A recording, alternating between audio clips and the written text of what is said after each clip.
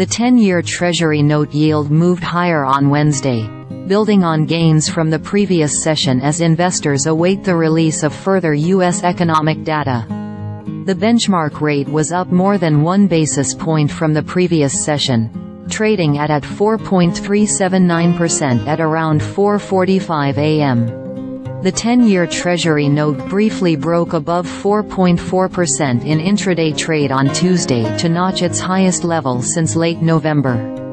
The 2-year Treasury note yield was up around 1 basis point at 4.709%. Yields and prices move in opposite directions, and 1 basis point equals 0.01%. The market moves come as investors track economic data and closely monitor clues from Fed policymakers about the expected number of interest rate cuts in 2024.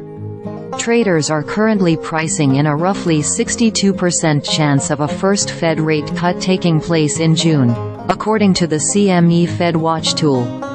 That's down from nearly 70% last week. Cleveland Federal Reserve President Loretta Mester said Tuesday that she still expects interest rate cuts this year, but ruled out their being implemented at the next policy meeting in May.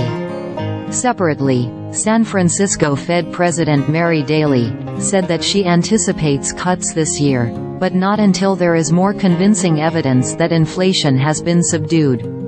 Last month, the U.S. Central Bank met expectations and left monetary policy unchanged for the 5th consecutive time, keeping its benchmark overnight borrowing rate in a range of 5.25% to 5.5%. The Fed also signaled at the time that it still expects 3/4 percentage point cuts by the end of the year.